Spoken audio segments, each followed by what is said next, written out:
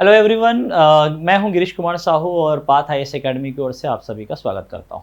दोस्तों, इस प्लेटफॉर्म से और इस ऑनलाइन वीडियो लेक्चर के माध्यम से आज बहुत ही इम्पॉर्टेंट टॉपिक हम लोग लेकर के आए हैं और छत्तीसगढ़ का जो इतिहास है उससे संबंधित ये टॉपिक है जिसका नाम है सिरपुर का पांडु वंश। ओके, ये जो यूट्यूब प्लेटफॉर्म आपके लिए अवेलेबल कराया गया है पाथ आईएएस एकेडमी के माध्यम से, पाथ टीम के माध्यम से, इसे आप ज़रूर सब्सक्राइब कर लीजिएगा क्योंकि बहुत ही ज़बरदस्त और शानदार वीडियो लेक्चर्स इसमें आ रहे हैं। और जो भी प्रतियोगी परीक्षाओं की तैयारी करने वाले आप सभी छात्र हैं, विद्यार्थी हैं, उन सभी के लिए बहुत ही महत्वपूर्ण ये हो जाता है आपकी तैयारी को मजबूत करने के लिए, है ना। तो ज़रूर सब्सक्राइब कर लीजिएगा और अब पेपर पेन लेकर के तैयार हो जाएं क्योंकि बहुत शानदार तरीके से हम इतिहास पढ़ने वाले हैं, छत्तीसगढ़ का इतिहास, और जिसमें थोड़ा सा आपको भारत के इतिहास का टच भी मिलेगा। ओके, रिलेट करते हुए पढ़ेंगे भारत के इतिहास और छत्तीसगढ़ के इतिहास को और इस टॉपिक को बेहतर तरीके से समझने का प्रयास करेंगे।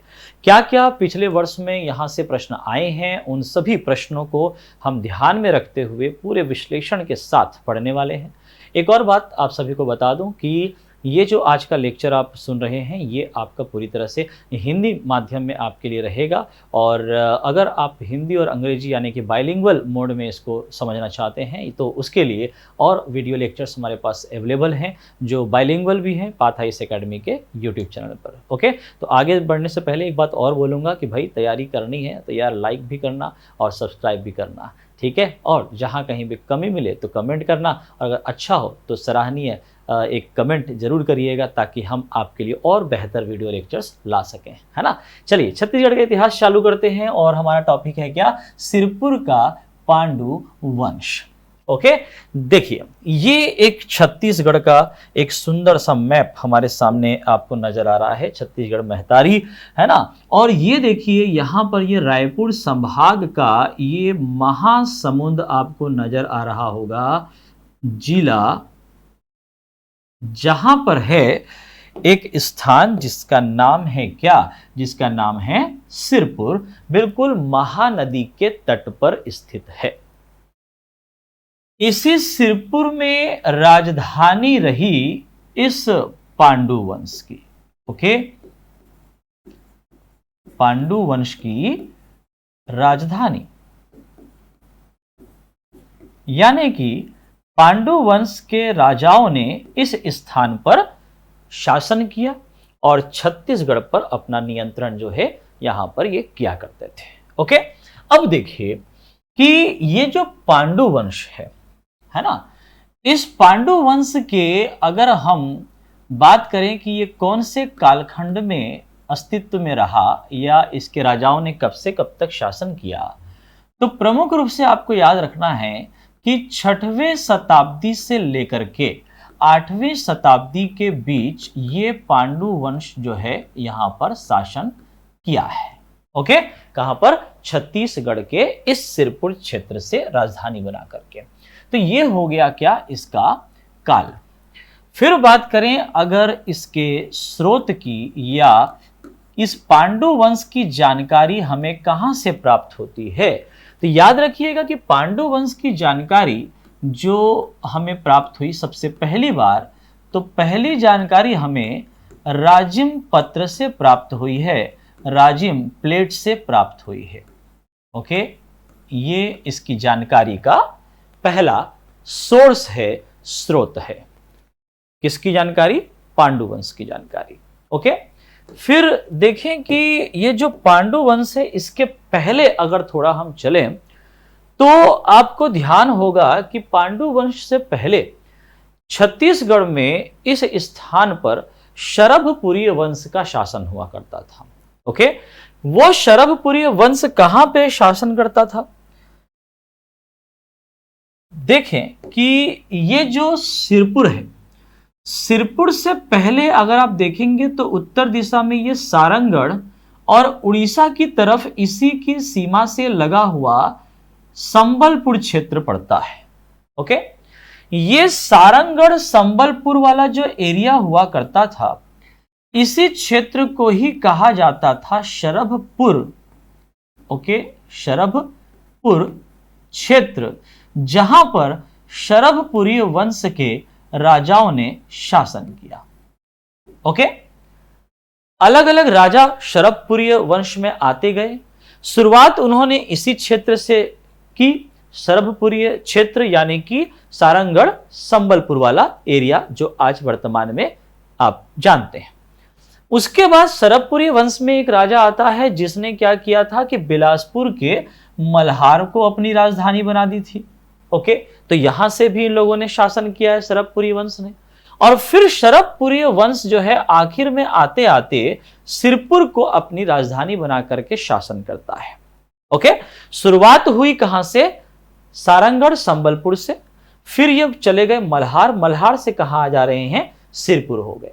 अब इसी सिरपुर में ही होता यह है कि शरभपुरीय वंश का अंत हो जाता है और शरभपुरीय वंश के बाद यहां पर आपका अस्तित्व में आता है क्या? सिरपुर का पांडु वंश। ओके, तो पूर्ववर्ती जो रहे इस पांडु वंश के, अगर ये प्रश्न पूछ दिया जाए तो आप नाम लेंगे कि पांडु वंश से पहले इनके जो पूर्ववर्ती यहां पर थे वो थे आपके कौन?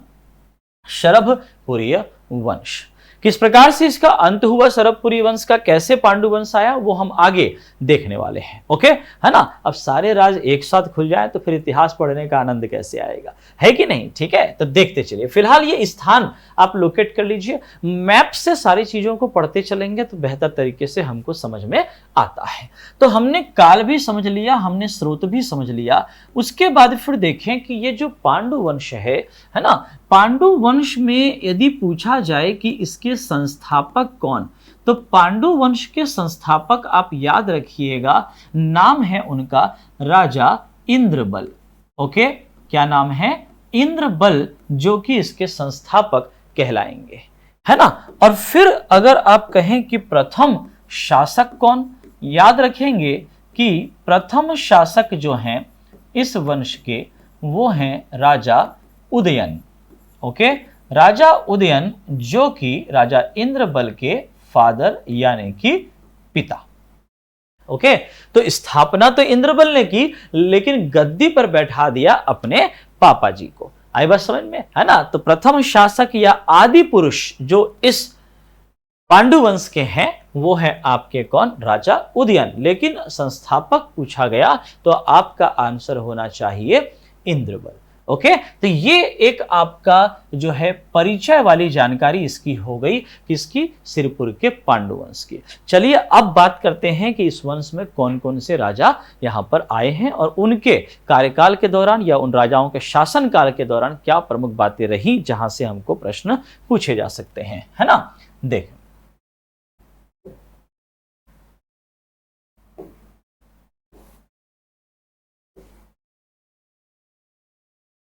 ये जो आपका सिरपुर का पांडु वंश है,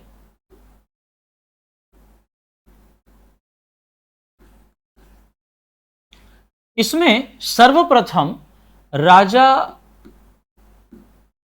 उदयन गद्दी पर बैठे। ओके, राजा उदयन सबसे पहले गद्दी पर बैठ गए, है ना। The first ruler of this dynasty, that is Pandu dynasty. राजा उदयन के बाद इस गद्दी पर अधिकार किया इंद्रबल ने। पहले अपने पिता को गद्दी पर बैठाया और उसके बाद फिर जो है उत्तराधिकारी इंद्रबल हुए तो वो गद्दी पर बैठे। इंद्रबल के बाद आपको याद रखना है अगला एक नाम जो है क्या? नन्नराज या नन्नदेव प्रथम। ओके, नन्नराज प्रथम। नन्नराज प्रथम के बाद अगले जो राजा आए उनका नाम है महाशिव तीवर देव। ओके, महाशिव तीवर देव। इसके बाद तीवर देव के बाद अगले जो राजा इसमें आते हैं उनका नाम है नन्नराज द्वितीय। ओके, और फिर नन्नराज द्वितीय के बाद अगला जो नाम आता है वो है आपका क्या? चंद्रगुप्त। चंद्रगुप्त के बाद आ गए आपके हर्षगुप्त, और हर्षगुप्त के बाद आ जाते हैं शिवगुप्त, बालार्जुन।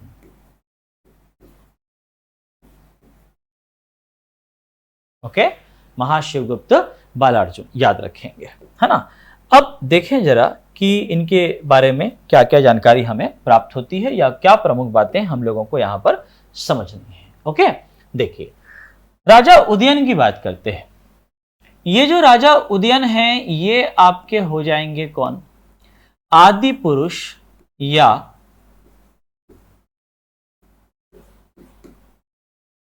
प्रथम पुरुष या प्रथम शासक पांडु वंश के।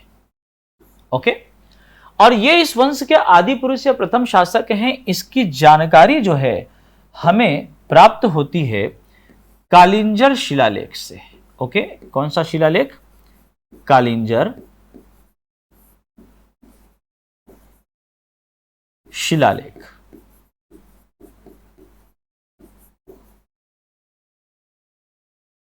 ओके, और फिर राजा उदयन के बाद इसका जो उत्तराधिकारी है जो कि कौन है? इसका बेटा इंद्रबल, ये गद्दी पर बैठा।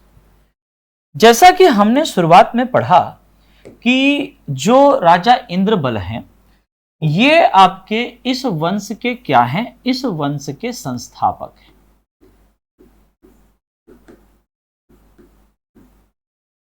ओके, इंद्रबल थे कौन और कहां से आए या किस प्रकार से इन्होंने अपने वंश की नींव रखी, स्थापना की?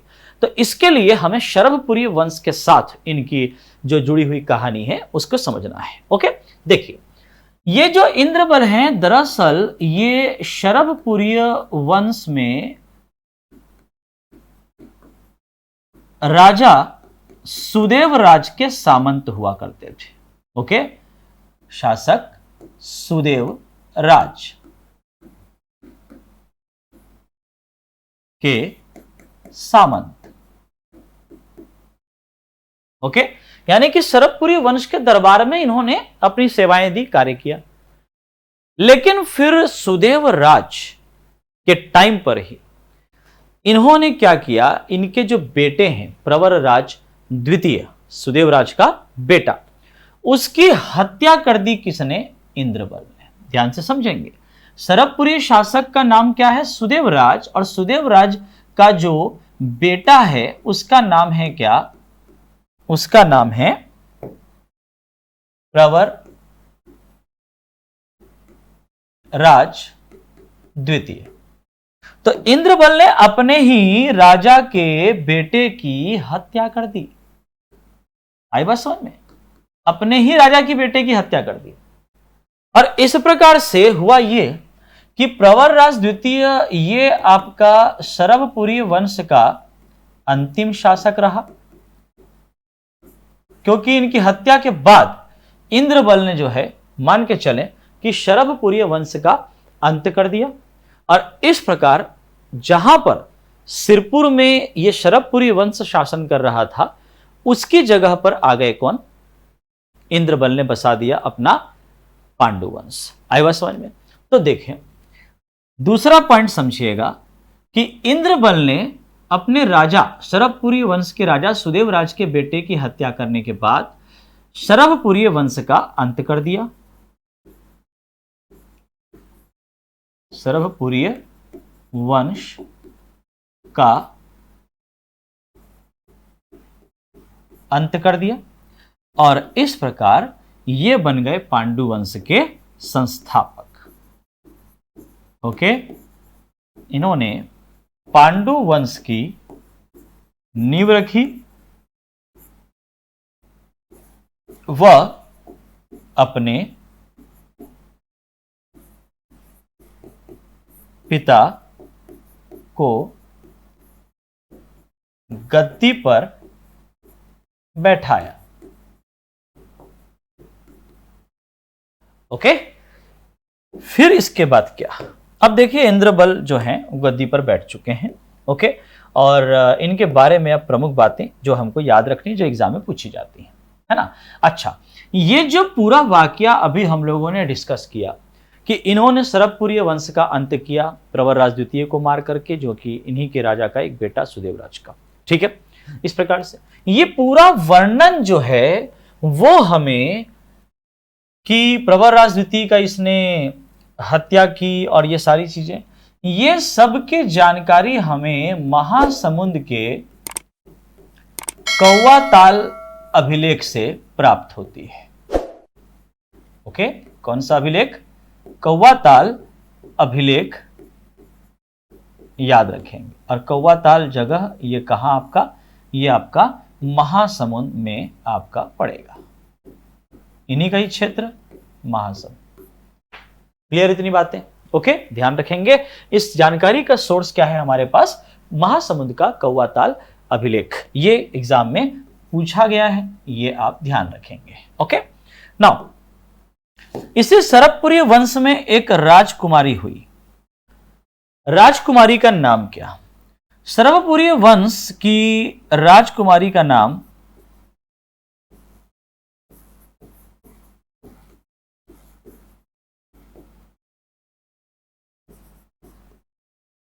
लोक प्रकाशा।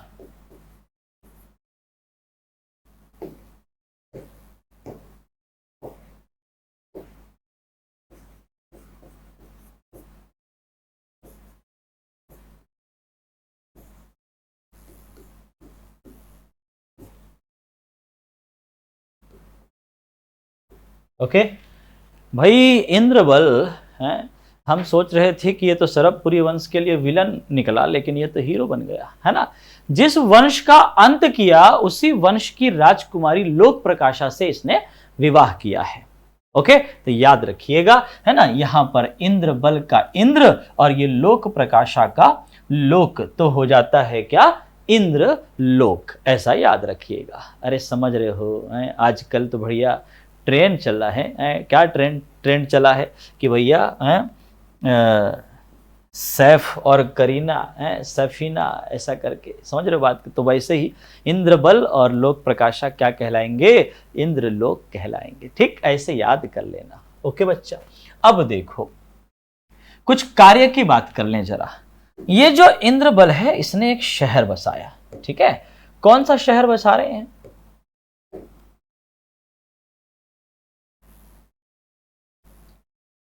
देखें, इंद्रबल ने इंद्रपुर शहर बसाया।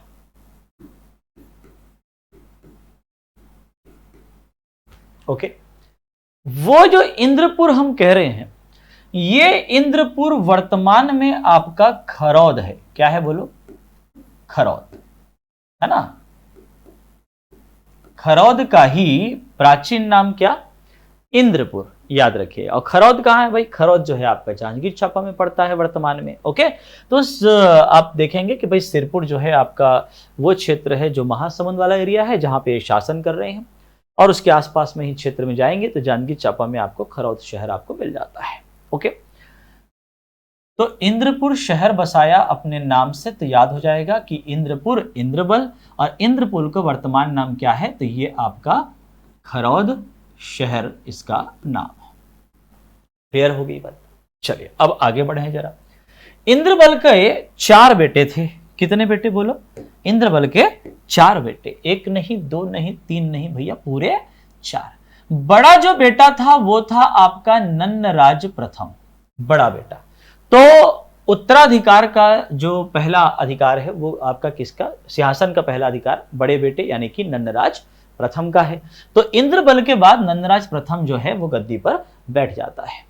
अब इसके जो 3 भाई हैं, है ना, मतलब कि इंद्रबल के बाकी 3 बेटे, वो कौन कौन, उनके नाम भी हम यहां पर लिख लेते हैं। तो देखिए, एक का नाम है क्या? इंद्रबल के एक बेटे का नाम है आपका सुरबल। क्या नाम बोले? सुरबल। ओके, दूसरा नाम यहां पर याद रखना है भवदेव। क्या नाम याद रखेंगे? भवदेव। और तीसरा जो नाम है वो है आपका क्या? ईशान देव। ओके, ईशान देव।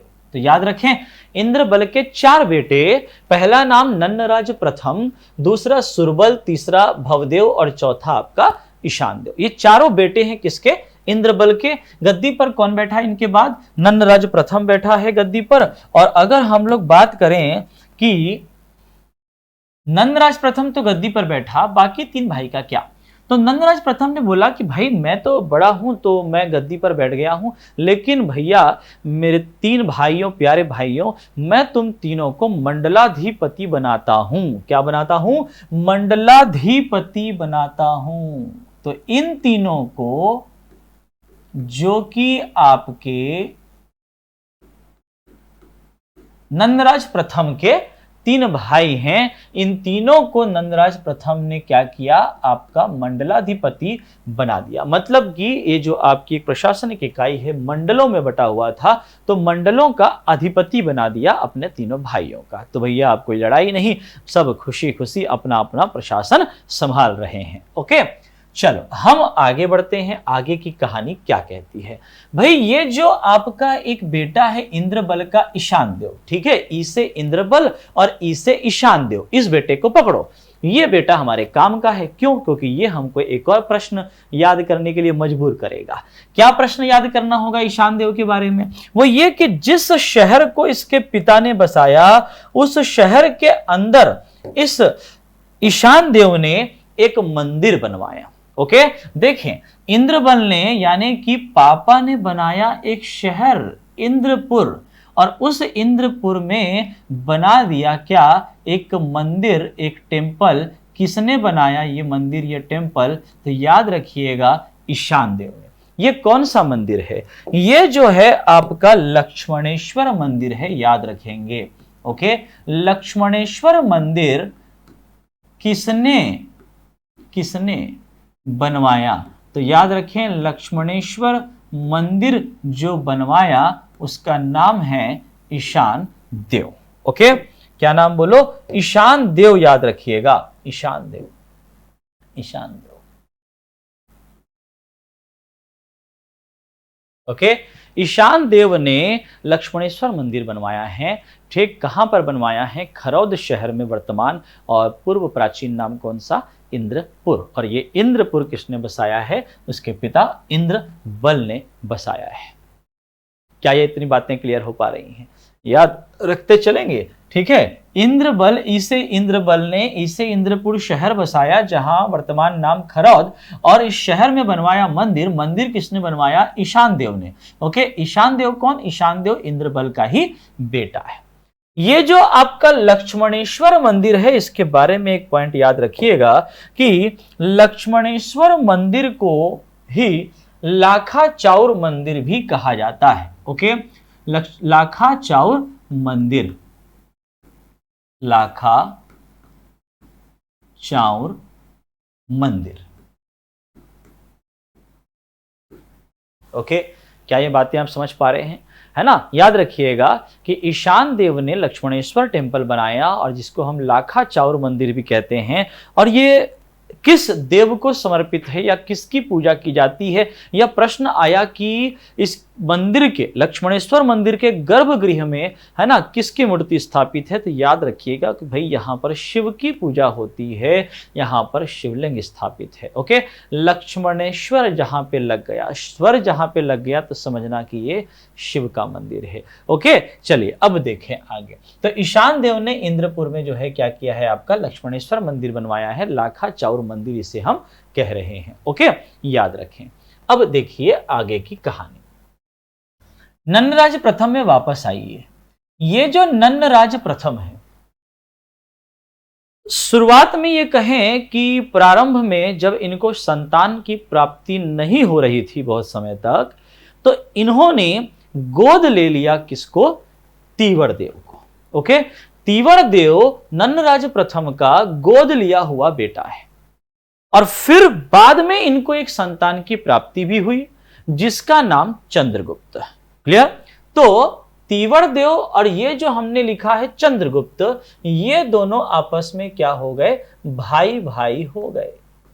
क्लियर है? तीवर देव नन्नराज प्रथम का गोद लिया हुआ बेटा, और नंदराज प्रथम जो है इसका वास्तविक पुत्र है कौन? चंद्रगुप्त। याद रखेंगे, है ना। लेकिन इसके पहले तीवर देव जो है वही गद्दी पर बैठे और फिर तीवर देव के बाद नंदराज द्वितीय आया। ठीक, और नंदराज द्वितीय, भाई नंदराज द्वितीय का कोई भी बेटा नहीं था और इस वजह से कोई उत्तराधिकारी नहीं था। तो इस वजह से हुआ ये कि नंदराज द्वितीय के बाद सिंहासन हो जाता खाली। तो यहां पर गद्दी पर कौन बैठा? तो नंदराज प्रथम द्वितीय का चाचा, यानी कि महाशिव तीवर देव का भाई। क्या ये बात समझ पा रहे हैं आप? है ना। फिर से समझेंगे कि नंदराज प्रथम के दो बेटे हो गए।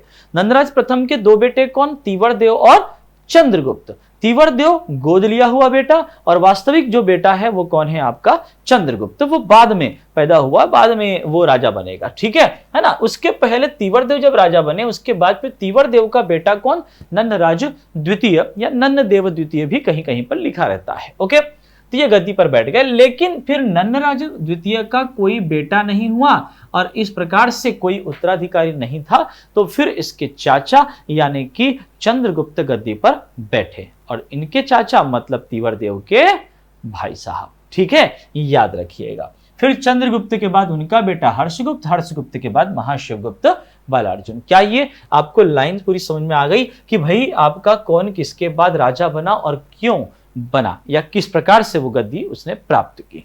ओके, तो ये शुरुआती कुछ अंश आप देख रहे हैं जिसमें हम बात कर रहे हैं प्रमुख रूप से राजा उदयन की, जहां पर आपका जो प्रश्न जो पूछा गया है एग्जाम में वो यही पूछा गया है कि इस वंश का आदि पुरुष कौन था या इसके प्रथम शासक कौन थे। फिर अगला जो प्रश्न आता है वो आता है कि सिरपुर के पांडु वंश के संस्थापक कौन थे? तो याद रखना है इंद्रबल।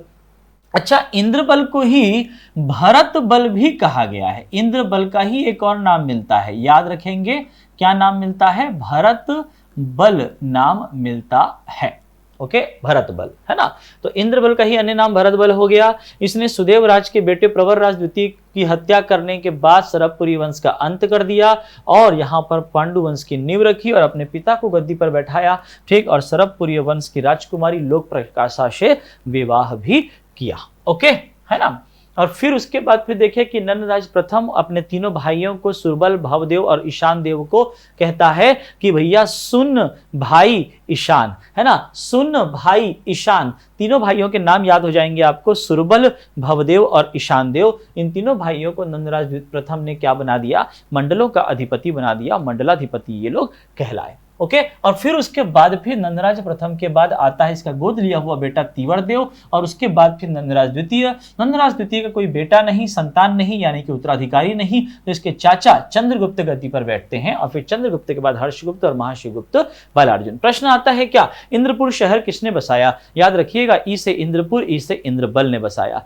खरौद का प्राचीन नाम क्या है? खरौद का प्राचीन नाम है इंद्रपुर। ठीक, याद रखें। लेकिन खरौद में मंदिर किसने बनवाया? तो वो इंद्रबल के पुत्र ईशान देव ने बनवाया है, ऐसा आप याद रखिएगा। ओके, इसी ही मंदिर को हम क्या कहते हैं? लाखा चावर मंदिर भी कहते हैं, है ना। लोग जो कहते हैं कि जो शिवलिंग है उसमें लाख छिद्र हैं, जिस प्रकार से उसको लाखा चावर मंदिर कहते हैं, या फिर वहां पर चावल जो है लाख दाने चावल के चढ़ाए जाते हैं, इस वजह से भी इसको लाखा चावर मंदिर के नाम से जाना जाता है। अलग अलग कुछ कहानियां हमको मिलती हैं, बातें मिलती हैं, है ना। तो इतना डीप में तो खैर आपको जाने की जरूरत नहीं है कि क्यों ऐसा नाम पड़ा है, ऐसा जीवन में कभी नहीं आएगा प्रश्न। ओके, जो आएगा सिर्फ वही पढ़िए।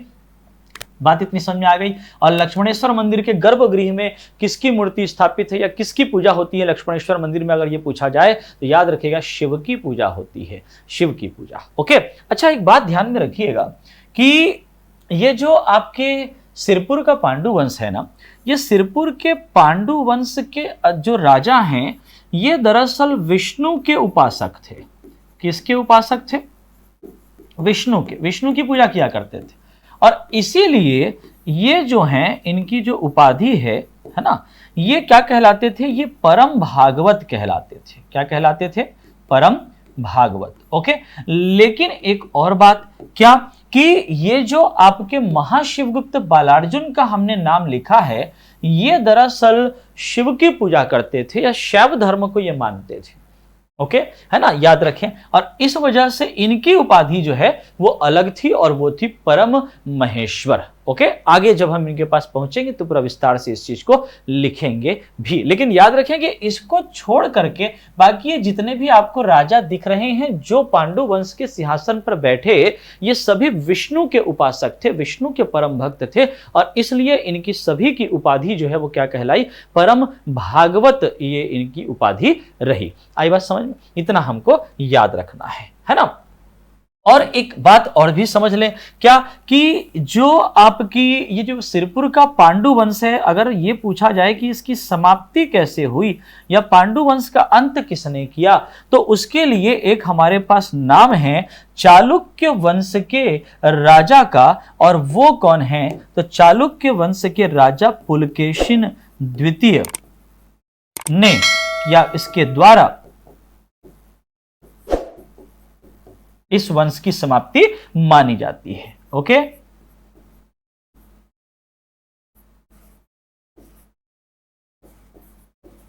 पुलकेशिन द्वितीय, थोड़ी बात हम इसके बारे में करेंगे जब आगे बढ़ेंगे तो, ठीक है। फिलहाल ये पुलकेशिन द्वितीय ने ये इनके द्वारा ये हो सकता है कि इन्होंने आक्रमण किया हो यहां पर और अंत कर दिया कौन से वंश का? याद रखें कि पांडु वंश का अंत कर दिया। ओके, सिरपुर के पांडु वंश का।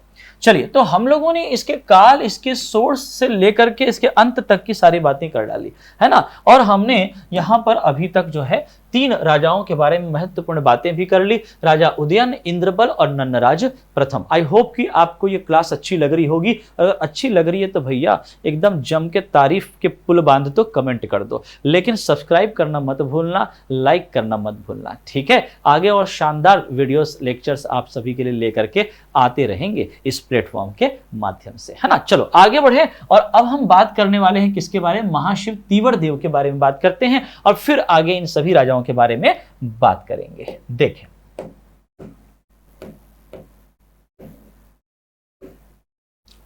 एक बार पुनः हम लोग इन सभी का नाम लिख लेते हैं ताकि एक जगह पर हमको सभी चीजें मिल जाए। देखें, नंदराज प्रथम, इसके बाद फिर अगले जो आपके आए महाशिवगुप्त, महाशिव तीवरदेव। ओके,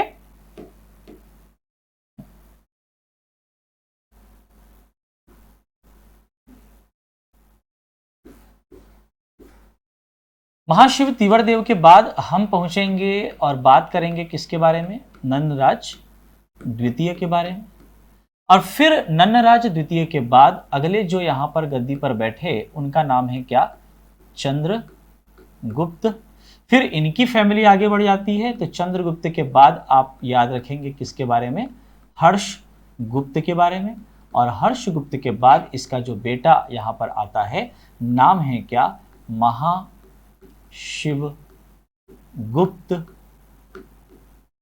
बालार्जुन।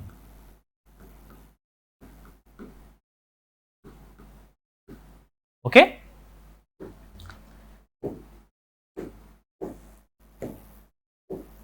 हाँ भाई, तो महाशिवगुप्त तीवरदेव ये आपके नन्नराज प्रथम के द्वारा इनको गोद लिया गया था।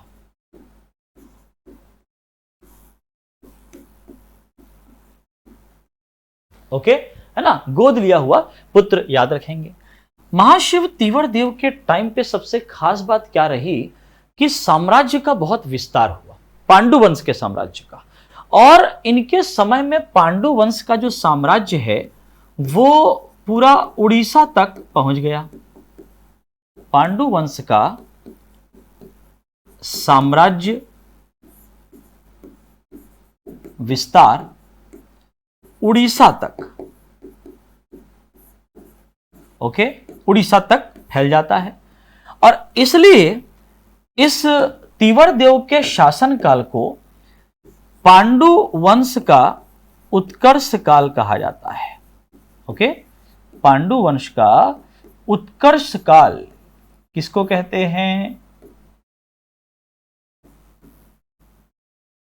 तो याद रखेंगे महाशिव तीवरदेव के काल को कहा जाता है। ओके, और चूंकि इन्होंने पूरे कोसल को जीतने के बाद ये पूरा जो है उड़ीसा तक अपना साम्राज्य विस्तार किया, इसलिए ये आपका पांडु वंश का उत्कर्ष काल तो कहलाता ही है। महाशिव तिवर देव की एक उपाधि भी आपको याद रखनी है, और वो तिवर देव की जो उपाधि है वो क्या है, तो याद रखेंगे इनकी उपाधि है सकल कोसलाधिपति। ओके, सकल कोसलाधिपति कहलाए कौन?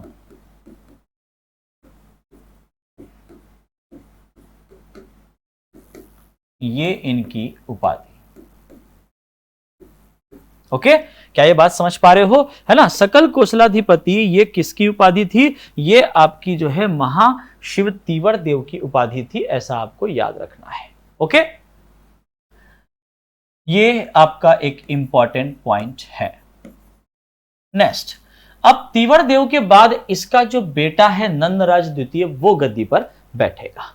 ठीक, ये जो नंदराज द्वितीय है ना, इसकी जो उपाधि थी वो थी क्या आपकी? ये उपाधि थी आपकी कोसल मंडलाधिपति की उपाधि। ओके, कोसल मंडलाधिपति।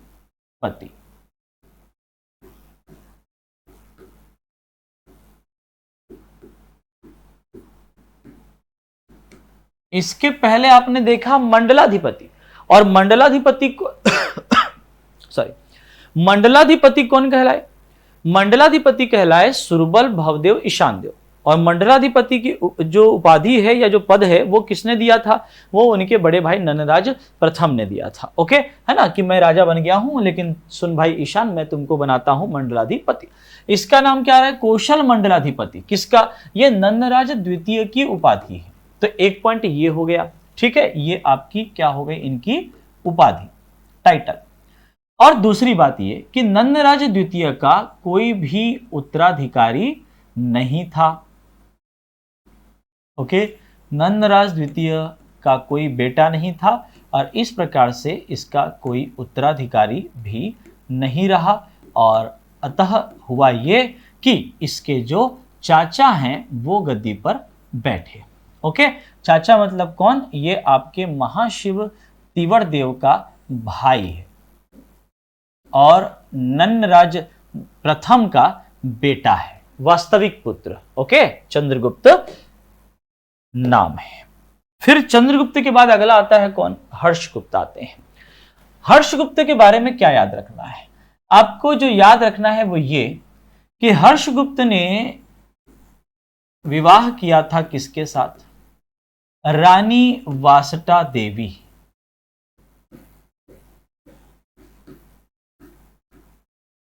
ओके, है ना? ध्यान से सुनते रहो लेक्चर, ठीक है? आई बात समझ में? सबसे बड़े और महान योद्धा के पास हम लोग जाने वाले हैं अभी, बालार्जुन के पास। फिलहाल समझिए, देखिए, हर्षगुप्त ने विवाह किया था रानी वासटा देवी से। रानी वासटा देवी का परिचय जरा देख ले, ये कौन थी? तो ये जो है आपकी, जो उत्तर प्रदेश में कानपुर से पहले एक स्थान पड़ता है, नाम है कन्नौज। ठीक है ना? दिल्ली से कानपुर की तरफ जाओगे ना, तो दिल्ली से कानपुर के रास्ते में आपका पड़ेगा कन्नौज पड़ेगा। ओके, तो कन्नौज में मौखरी वंश का शासन हुआ करता था एक बार। ओके, मौखरी वंश। उसी मौखरी वंश में राजा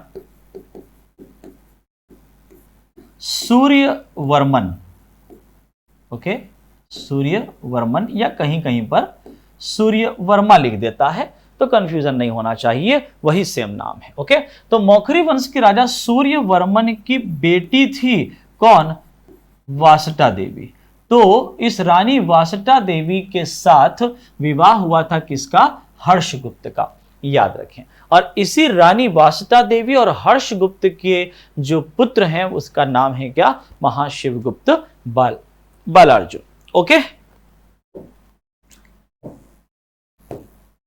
पूरा इतिहास एक कहानी के तौर पे आप समझते चलिए, याद करते चलिए, क्योंकि ऐसे ही चीजें हमारे दिमाग में जाएंगी।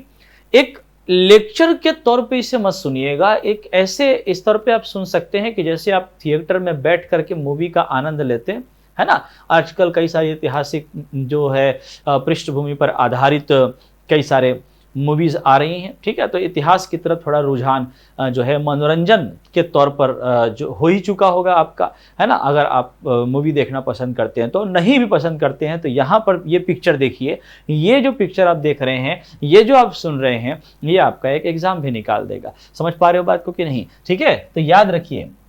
अब देखिए, हर्षगुप्त राजा बने, उनकी पत्नी का नाम क्या है? उनकी पत्नी है रानी वासटा देवी, और इन दोनों का जो पुत्र है उसका नाम है क्या? महाशिवगुप्त बालार्जुन। ओके, विशेष बात क्या, ये जो हर्षगुप्त हैं, जब इनकी मृत्यु हुई तो इनके मृत्यु के बाद रानी वासटा देवी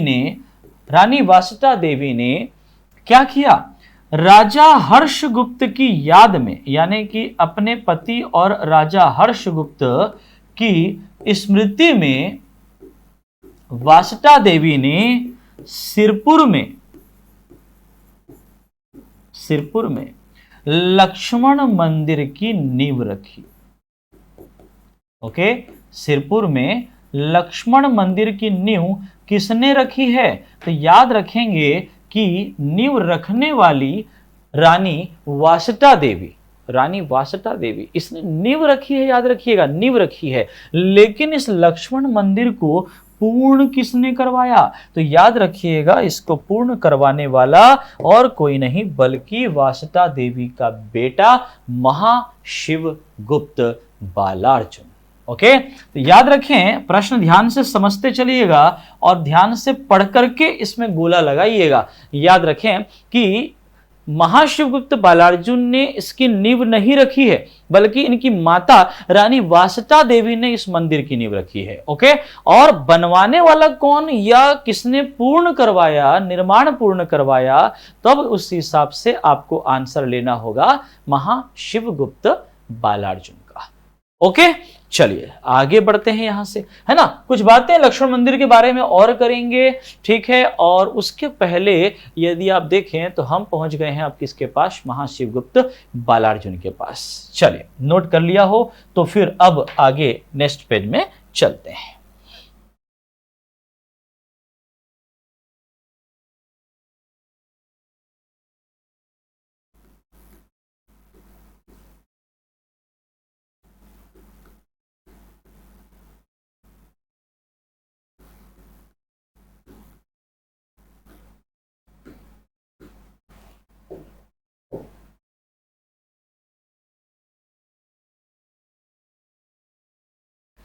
महाशिवगुप्त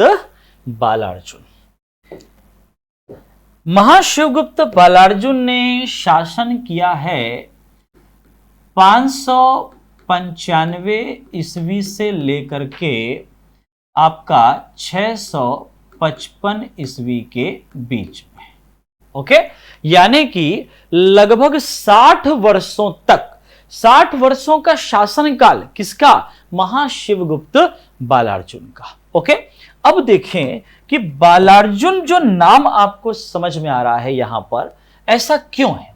दरअसल महाशिवगुप्त बालार्जुन इसलिए क्योंकि बचपन से ही मान के चलें कि ये धनुष विद्या में निपुण थे।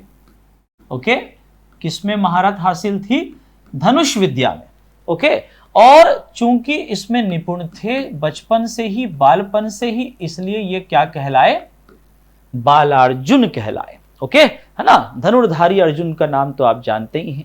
ओके, दूसरी महत्वपूर्ण बात, महाशिवगुप्त बालार्जुन दरअसल शैव धर्म को मानते थे, यानी कि ये शिव के उपासक थे।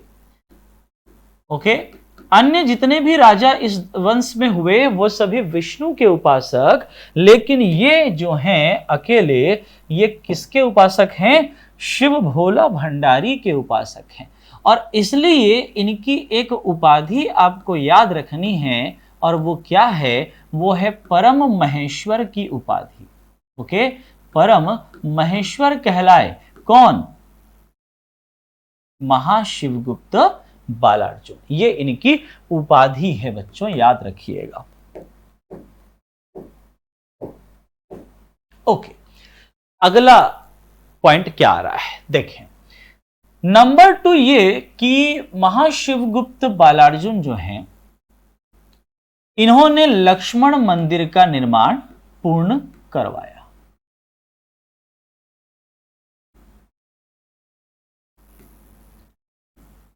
नींव रखने वाली इनकी माता वासटा देवी।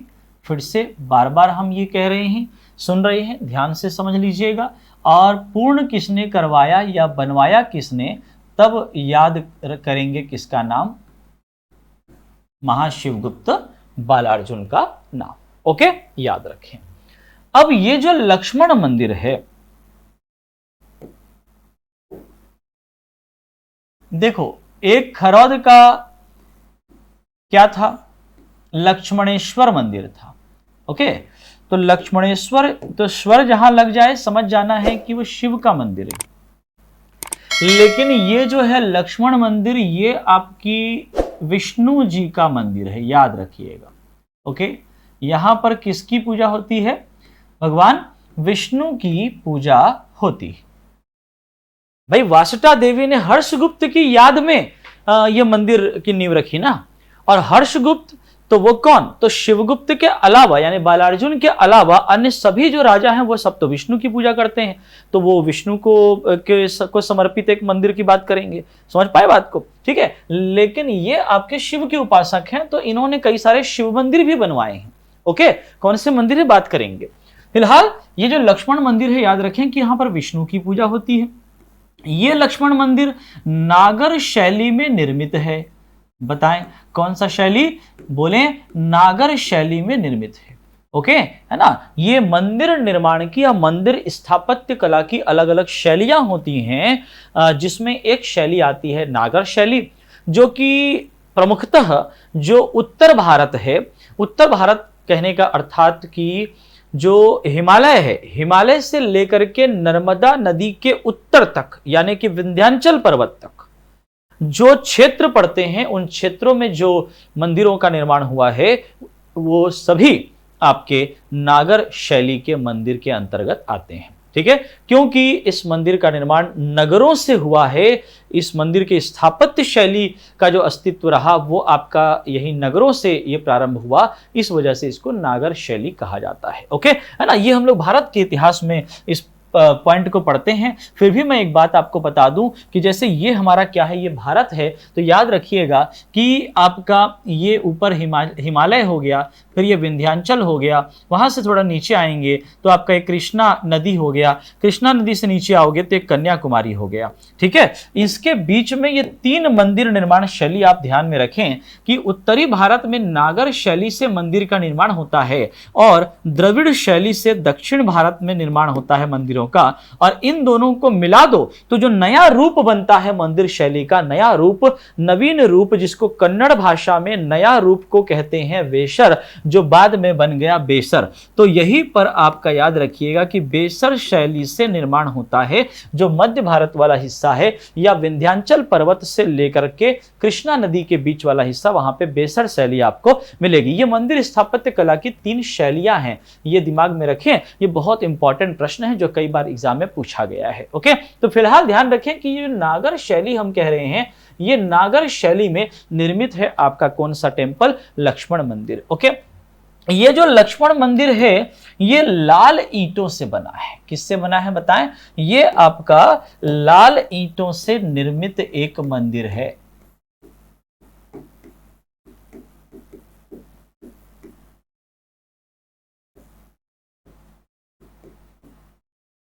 लाल ईंटों से, याद रहेगी ये बात, है ना। ये लक्ष्मण मंदिर के बारे में कुछ इंपॉर्टेंट और महत्वपूर्ण तथ्य हो गए जहां से प्रश्न पूछा गया है। प्रश्न पूछा गया है कि लक्ष्मण मंदिर की नींव किसने रखी, रानी वासुटा देवी ने रखी।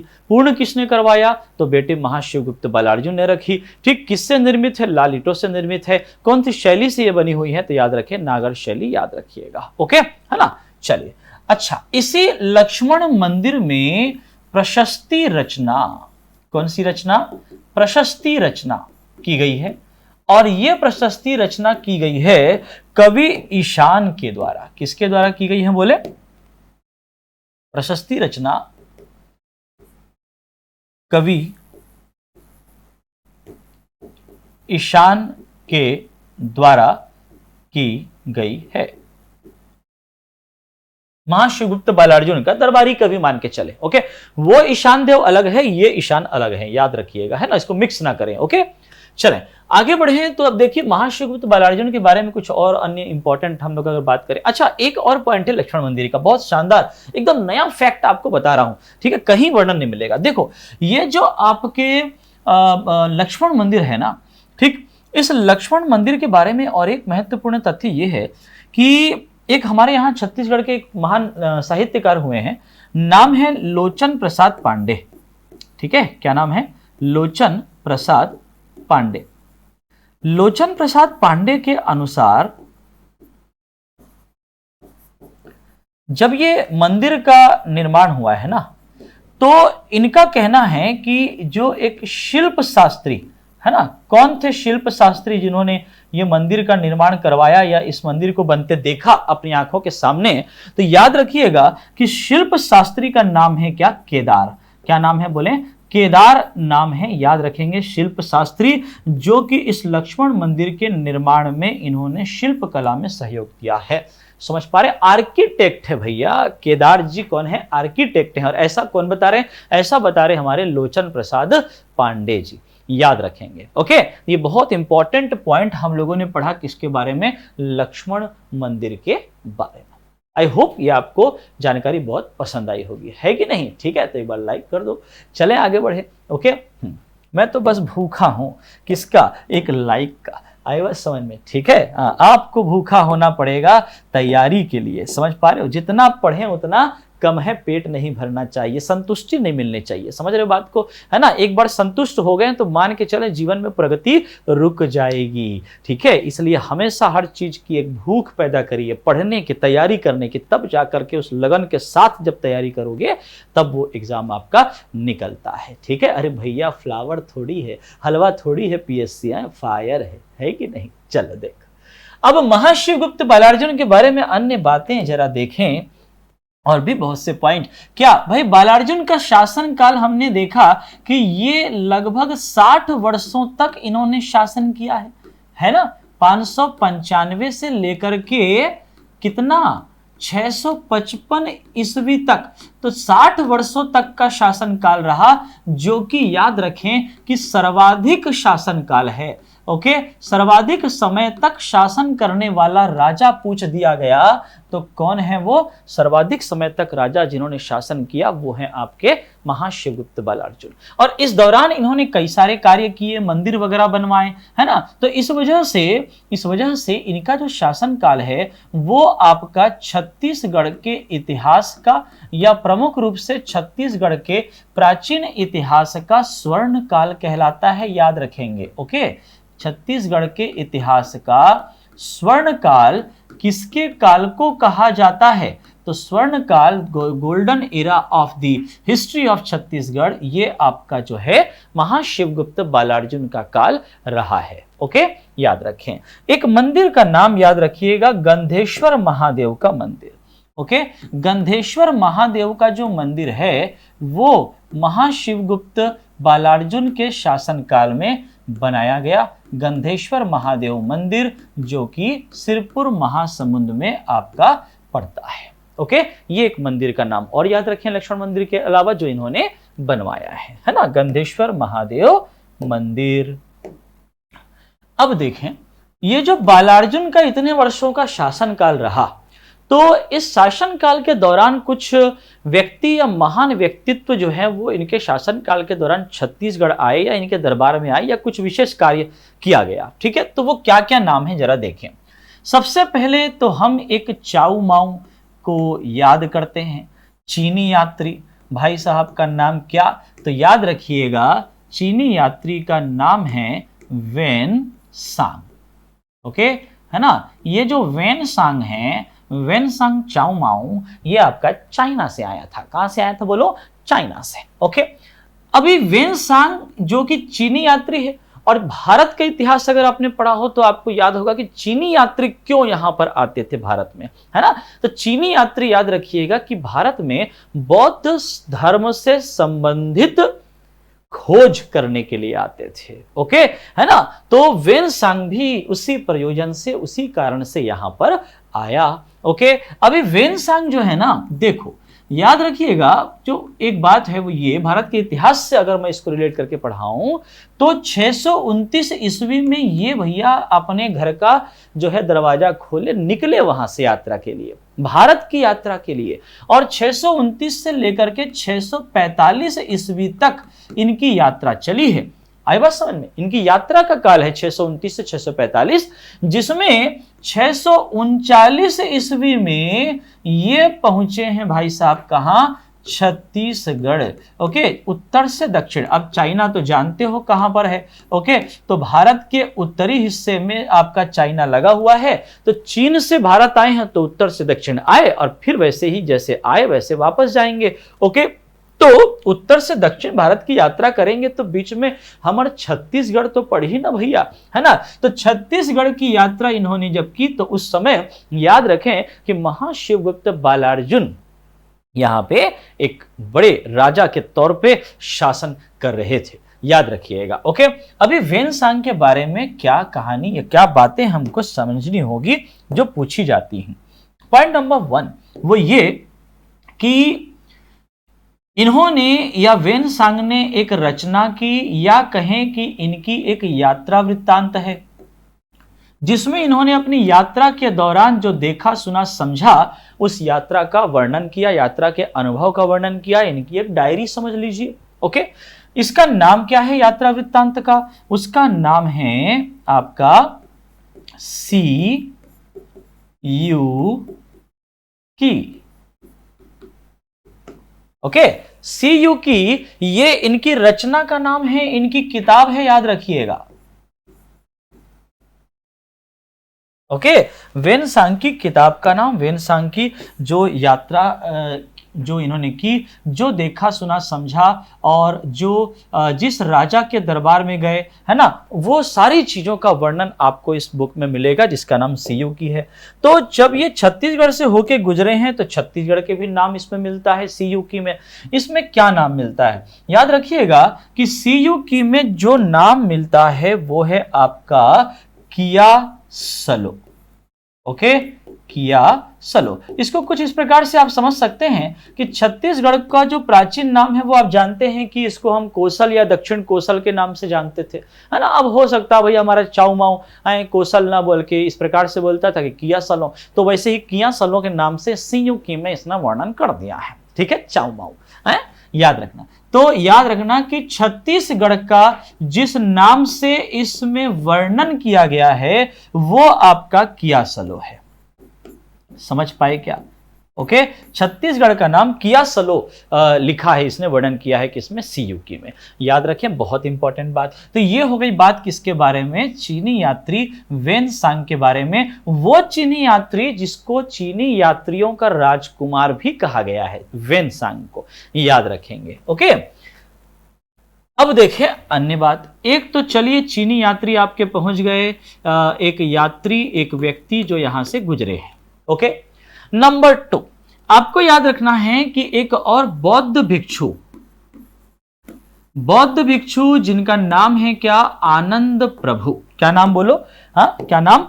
आनंद प्रभु। ये भी यहां पर उस समय सिरपुर में पहुंचे। ओके, और बौद्ध भिक्षु आनंद प्रभु ने दो बौद्ध विहारों का निर्माण करवाया है। कहां पर? सिरपुर में। ओके, बौद्ध विहारों का निर्माण करवाया।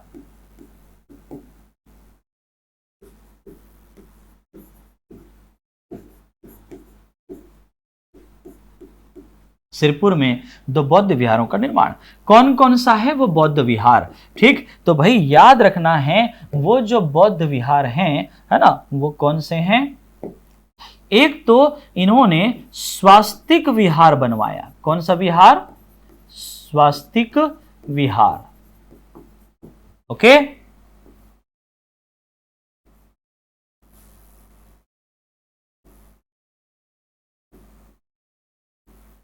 ये लीजिए, ऐसे में याद रहेगा स्वास्तिक विहार। और दूसरा आपको याद रखना है क्या? आनंद प्रभु कुटी विहार। ओके, दो बौद्ध विहारों का निर्माण कहां पर? सिरपुर में, है ना, याद रखेंगे कहां पर? सिरपुर में है, जो कि किसने बनवाया है? आनंद प्रभु ने बनवाया है। आनंद प्रभु किसके काल में यहां आए थे? तो आपको याद रखना है कि ये आपका जो निर्माण हो रहा है विहारों का, या फिर ये जो आए हैं यात्रा पे, वो आपके बालार्जुन के टाइम पर यहां पर आए हैं। ओके, है ना, ये पॉइंट आप याद में रखें। बालार्जुन साहब की जो है हमें 27 ताम्र पत्र मिले हैं। क्या मिले हैं बोले, है ना, 27 ताम्र पत्र हमें प्राप्त हुए हैं,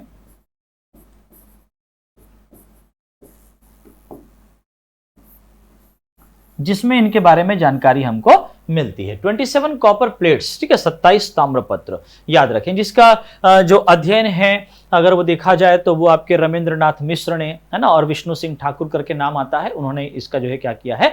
अध्ययन किया है। ओके, चलिए पढ़िए जरा आगे, और भी कई सारी बातें बालार्जुन के बारे में, है ना, कहीं जाइएगा नहीं, मेरे साथ बने रहिए। ठीक, देखो ये जो हमारे बालार्जुन जी हैं, महाशिवगुप्त बालार्जुन, 60 वर्षों तक शासन किया है। इस दौरान यहां पर जो है दक्षिण से चालुक्य वंश का एक राजा यहां पर आया था, जिसका नाम था पुलकेशिन द्वितीय। ओके, तो ये जो पुलकेशिन द्वितीय है, बड़ा ही ताकतवर राजा रहा।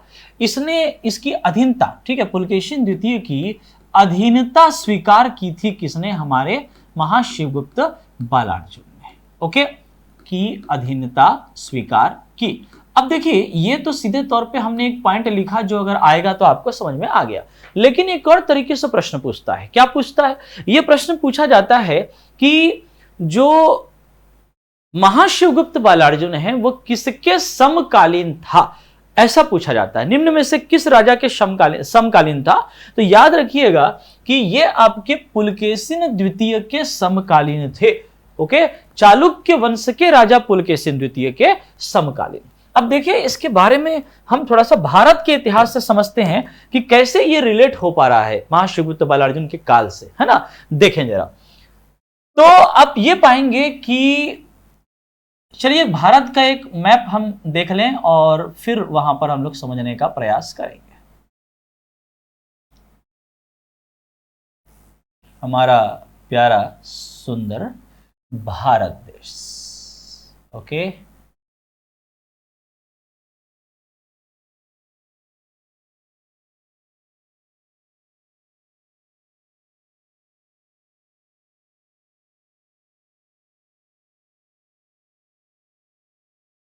चलिए देखें जरा, लग रहा है भारत जैसा? बिल्कुल लग रहा है ना। देखें भाई, दरअसल हुआ ये कि जो आपके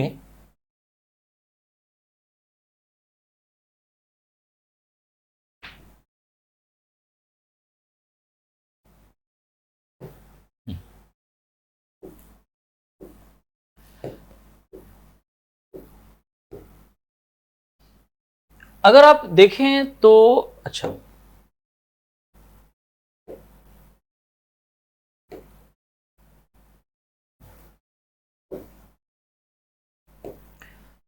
भारत के बीचों बीच से आपको एक नदी दिखाई देगी।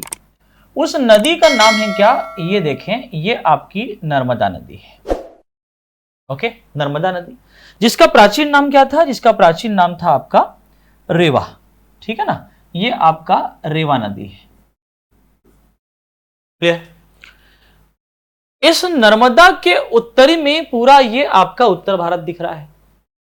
तो यहां पर ये देखें कि उत्तर प्रदेश का एक स्थान, जिसका नाम क्या? जिसका नाम कन्नौज। इस कन्नौज में अपनी राजधानी बना करके शासन जो कर रहे थे वो थे आपके कौन? वर्धन वंश के राजा। ओके, कौन से वंश के राजा? वर्धन वंश के राजा। नाम क्या? उनका नाम है सम्राट हर्षवर्धन। ओके, सम्राट हर्षवर्धन यहां के राजा थे। फिर देखें, ये तो कन्नौज के यहाँ पे शासन कर रहे हैं, कन्नौज को अपनी राजधानी बना करके हर्षवर्धन जो है करीब करीब आपके 606 से लेकर के 647 ईस्वी के बीच में क्या रहे, यहाँ के राजा रहे। ओके, फिर देखें ये आपका थोड़ा नीचे आओगे तो अब ये नर्मदा नदी जो कि अमरकंटक से निकलता है आप जानते ही हैं, और ये आपका छत्तीसगढ़ के सीमा रेखा से जो लगा हुआ एमपी का एरिया है अमरकंटक, वही वाला एरिया है ना। तो आपका यहां पर क्या आता है, यहां पर जो है ये हमारा छत्तीसगढ़ है, ठीक है। तो छत्तीसगढ़ में कौन बैठा था उस समय, तो छत्तीसगढ़ में आपको याद रखना है कि यहां पर जो है महाशिवगुप्त बालार्जुन जो कि पांडु वंश के राजा हैं वो यहां पर बैठे हुए थे। तो ये हम लोग यहां पे लिख देते हैं, चलिए, है ना, पांडु वंश के राजा महाशिवगुप्त बालार्जुन। ओके, अब जरा नीचे आइए, ध्यान से सुनिएगा मेरी बात। ओके, यहां पर देखें कि 3 स्थानों के नाम, कर्नाटक से आंध्र प्रदेश की तरफ हम लोग जा रहे हैं, कर्नाटक से आंध्र प्रदेश की तरफ, तो वातापी, वेंगी, कल्याणी। फिर से मेरी बात सुने, वातापी, वेंगी, कल्याणी, ये 3 स्थान कर्नाटक से आंध्र प्रदेश की तरफ। ओके, इन क्षेत्र में शासन था किसका, चालुक्य वंश का।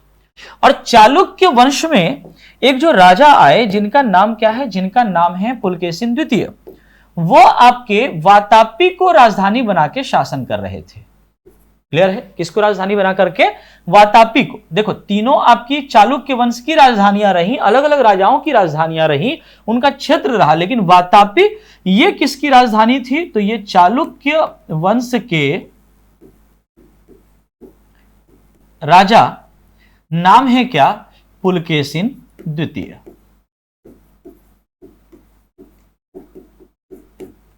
पुलकेशिन द्वितीय। ओके, फिर उसके बाद देखो ये और नीचे चलिए, तो यहां पर आपका पड़ता है क्या, चेन्नई के पास ये कांचीपुरम पड़ेगा, तमिलनाडु वाले एरिया में, है ना, कांचीपुरम।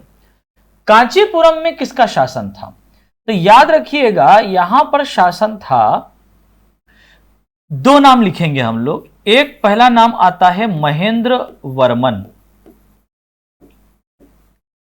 महेंद्र वर्मन प्रथम, और दूसरा नाम इसमें याद रखेंगे टाइगर, है, टाइगर 3 आने वाला है क्या, ये देखो असली टाइगर कौन है, नरसिंह वर्मन प्रथम। ओके, महेंद्र वर्मन प्रथम और नरसिंह वर्मन प्रथम, ये आपके जो है कांचीपुरम में कौन से वंश के ये राजा हैं, याद रखेंगे ये आपके जो हैं पल्लव वंश के राजा हैं, पल्लव वंश। समझ पा रहे हो बात को, ठीक है। भारत में ध्यान से समझें कि उत्तरी भारत में पूरा हर्षवर्धन, वर्धन वंश, फिर दक्षिण भारत को 2 हिस्से में बांट दो, एक आपका चालुक्य वंश, एक आपका पल्लव वंश। बात समझ में आ गई, ठीक है। याद रखेंगे वर्धन, चालुक्य, पल्लव। वर्धन में बैठा है कौन, हर्षवर्धन बैठा है, नीचे चालुक्य में बैठा है पुलकेशिन द्वितीय या P2 भैया, ऐसा याद रखिएगा, ठीक है, P2। ओके, P2 भैया, प्यारे भैया है P2 भैया, ठीक है। तो हर्षवर्धन हर्ष भैया हो गए, P2 भैया हो गए। और फिर यहां पर आप पल्लव में आएंगे तो पद से पल्लव, कांचीपुरम इनकी राजधानी, वहां पर महेंद्र वर्मन और नरसिंह वर्मन। ओके, टाइगर है कि नहीं, ठीक। चलो अब देखो इनके बीच की कहानी क्या है। दरअसल हुआ ये, देखो छत्तीसगढ़ से रिलेट करूंगा ना, सीधा रिलेट करूंगा। अभी देखो आप 1 मिनट, बिल्कुल तुरंत देखिए, ये जो हमारे हर्ष भैया है, हर्ष भैया दरअसल हुआ ये कि पूरे उत्तर भारत को जीत लिए थे। अब पूरा उत्तर भारत जीतने के बाद इनको लगा कि भाई दक्षिण भारत पर भी अधिकार किया जाए, है ना भाई, क्योंकि देखिए राजा हैं, राजाओं का एक उद्देश्य होता है कि साम्राज्य का विस्तार किया जाए। अब पूरे भारत पर यानी कि हिमालय से कन्याकुमारी तक पूरा अधिकार हो तो हम चक्रवर्ती सम्राट बन जाएंगे। ये महत्वाकांक्षा हर राजा की हुआ करती थी प्राचीन काल में। ओके, तो अब देखिए कि हर्ष भैया भी हमारे उसी महत्वाकांक्षा को पूरी करने के लिए सोचते हैं कि मैं पूरे दक्षिण भारत को भी जीत लूंगा। ओके, लेकिन क्या होता है कहानी में, जरा ध्यान से सुने। हर्षवर्धन उत्तर भारत मतलब कि हिमालय से नर्मदा नदी के उत्तर तक इधर असम से लेकर के सौराष्ट्र तक ये पूरा ये जीत चुके होते हैं उत्तर भारत को, और फिर दक्षिण अभियान पर निकलते हैं। तो इधर अब दक्षिण अभियान पर निकल रहे हैं, तो दक्षिण भारत में कौन बैठा है? दक्षिण भारत में दो बड़े राजा बैठे हुए हैं। एक चालुक्य वंश का पुलकेशिन द्वितीय कहां बैठा है? वातापी में, और कांचीपुरम में बैठा है महेंद्र वर्मन प्रथम। तो इन राजाओं को वो हराएगा, तब जाकर के दक्षिण भारत पर अपना अधिकार कर पाएगा। कौन? हर्ष भैया, हर्षवर्धन भैया। तो हर्षवर्धन ये आपके जो हैं निकलते हैं अपनी सेना लेकर के और पहुंचते हैं कहां पर? इस रेवा नदी के किनारे पहुंच गए सेना लेकर के। और इधर हमारे पीटू भैया एकदम सतर्क हो गए। पीटू भैया को पता चला कि अरे उत्तर भारत का राजा हर्षवर्धन आ रहा है हमारे साम्राज्य पर अधिकार करने।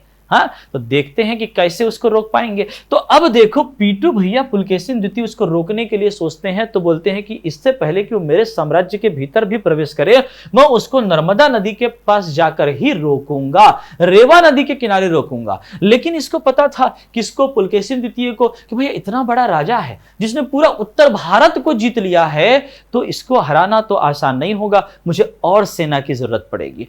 तब पुलकेशिन द्वितीय अपनी सेना लेकर के सीधे रेवा नदी के पास नहीं जाते, पहले ये इस क्षेत्र में आने वाले अन्य राजाओं को अपने अधीन करते हैं और फिर उनकी सेना को अपनी सेना के साथ मिलाकर और संगठित होकर और ताकतवर होकर के रेवा नदी के पास पहुंचकर वहां पर हर्षवर्धन के साथ लड़ाई करते हैं, आईवासन में युद्ध करते हैं। तो इसी क्रम में देखिए कि पुलकेशिन द्वितीय पहुंच गए किसके पास? पुलकेशिन द्वितीय पहुंच गए सिरपुर। सिरपुर में पहुंच गए किसके पास? पांडु वंश के राजा, जो कि बैठे थे कौन उस समय? महाशिवगुप्त बालार्जुन। भैया बालार्जुन जो है अब बूढ़े हो चले थे, बोले भैया हमसे ना हो पाई, हम आपकी अधीनता स्वीकार करते हैं। ठीक है, तो इस प्रकार हमने लिखा कि पुलकेशिन द्वितीय जो कि चालुक्य वंश यानी कि दक्षिण में जो आपका वातापी या बादामी जो क्षेत्र है वहां राजधानी बना करके शासन कर रहे थे, उस सिरपुर के पांडु वंश के बालार्जुन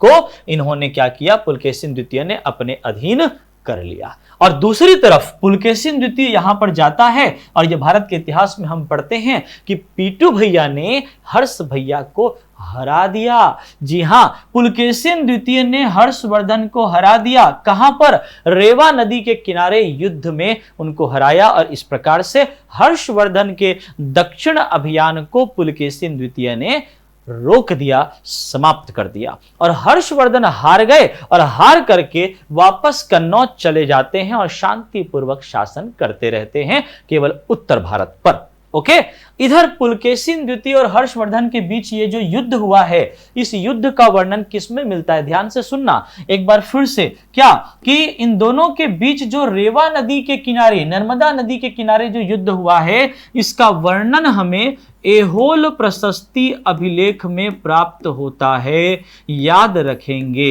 ऐहोल प्रशस्ति अभिलेख। ओके,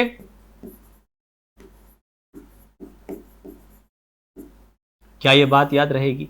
ये जो अभिलेख है, ये ऐहोल जो क्षेत्र का नाम है, ऐहोल किसका नाम? क्षेत्र का, जहां से अभिलेख मिला उसके नाम से हम याद रखते हैं।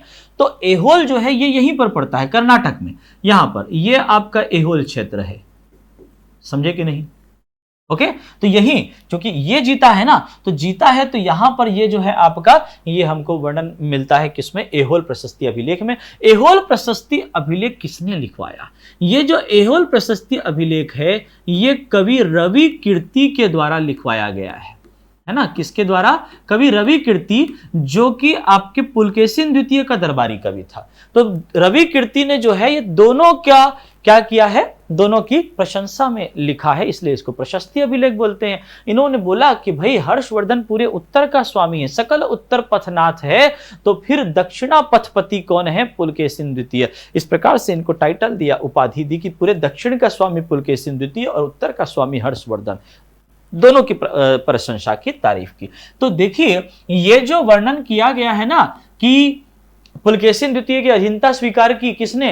महाशिवगुप्त बालार्जुन ने। वो याद रखिएगा कि ये जो बालार्जुन साहब हैं, है ना, ये पुलकेशिन द्वितीय की जो अधीनता स्वीकार किए हैं, इसका वर्णन हमको इसी ऐहोल प्रशस्ति अभिलेख से जानकारी प्राप्त होती है। ठीक है, ये इसका क्या है? ये इसका स्रोत है। इस पॉइंट को आप ध्यान में रखिएगा। क्या ये बात आपको समझ में आई है ना? तो पुलकेशिन द्वितीय की अधीनता स्वीकार की। अच्छा, अब देख पा रहे होगे आप कि इस बालार्जुन के, महाशिवगुप्त बालार्जुन के समकालीन और कौन कौन से राजा हैं। तो देखिए जितने नाम यहां पे लिखे हुए हैं ना, वो सब इसके समकालीन है, याद रखिएगा। ठीक है कि हर्षवर्धन ये भी इनके समकालीन, पुलकेशिन द्वितीय भी समकालीन, और महेंद्र वर्मन और नरसिंह वर्मन जो कि पल्लव वंश के राजा हैं, जो यहां बैठे हुए हैं कांचीपुरम में, वो भी इसके समकालीन थे, याद रखिएगा। तो जो भी ऑप्शन में रहेगा उसके हिसाब से आंसर ले लीजिए। ठीक है, और अगर सभी ऑप्शन है तो सभी सही उत्तर है, लेकिन प्रमुख रूप से सीधा जो हमारा संबंध बैठता है बालार्जुन के साथ वो पुलकेशिन द्वितीय के साथ है, इसलिए इसको आप उत्तर ले लीजिएगा।